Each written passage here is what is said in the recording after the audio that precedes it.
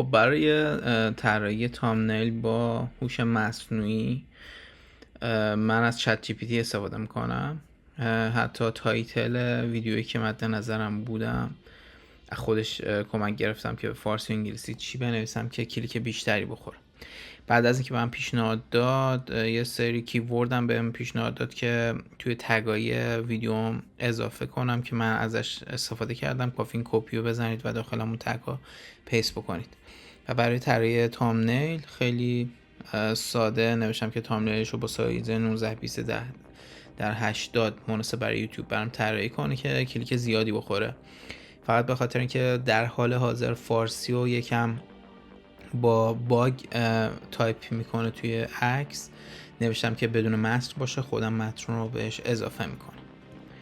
منتظر میشم تا طراحی رو انجام بده. خب طراحی برام انجام داد، بد نیستش، ولی خب مسلما به دلیل اینکه تازه این ویژگی ساخت عکس و چت جی پی تی ران کرده خیلی باگ میتونه داشته باشه. به دلیل اینکه الان سایزی که ما مطرح کرده بودیم سایز مستطیل مناسب تامنیل بود که در حاضر مربع برای ما دیزاین کرده. بد نیستش از اونجا که اورجیناله، ولی خب اگر روش کار بکنیم قطعا نتیجه بهتری میتونیم بگیریم ازش. من اینو سیو میکنم ابتدا.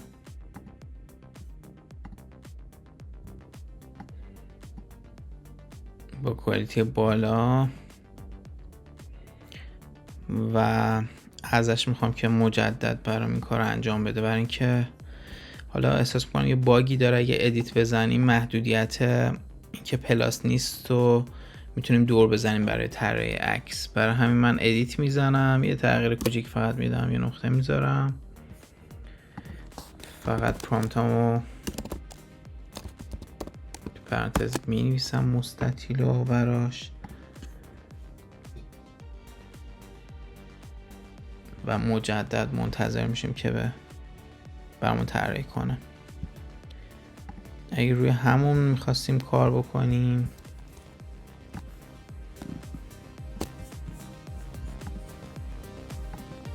به این شکل میشه که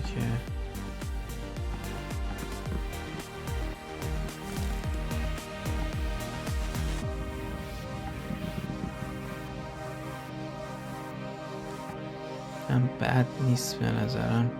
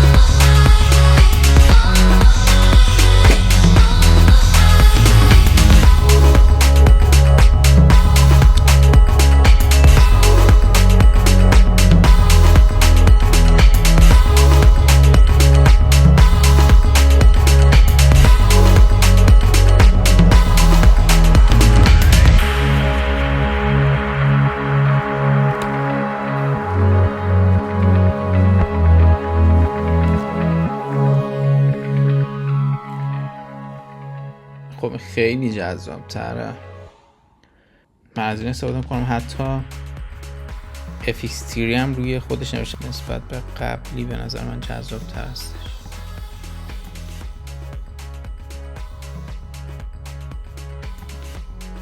من اینو با کوالیتی خیلی بالا سیو میکنم. حجمش هم خیلی متفاوته نسبت به قبلی و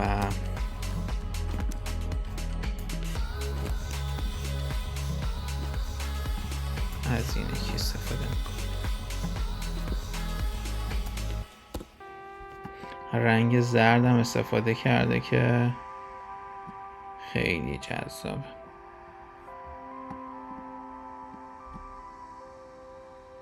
خیلی جذابه. خب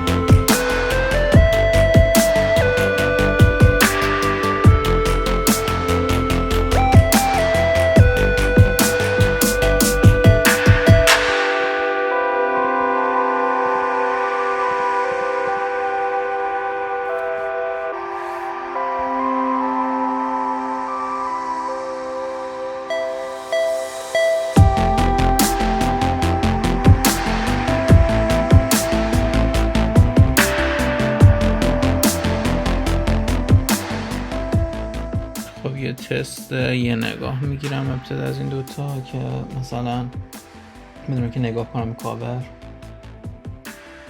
برمیگردم نگاه میکنم، خانه ایشون رو چک میکنم.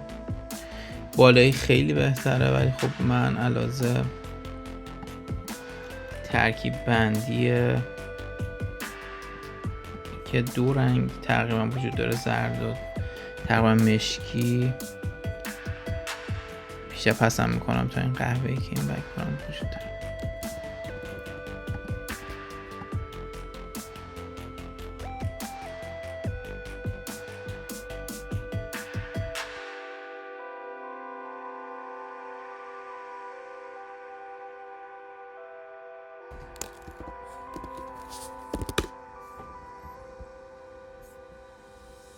امیدوارم که این محتوا براتون مفید واقع شده باشه. اگر علاقه‌مند به تولید محتوا با دوربین و یا موبایل هستید، پیشنهاد میدم چنل ما رو سابسکرایب کنید و زنگوله رو بزنید که از محتوای جدیدمون با خبر بشید.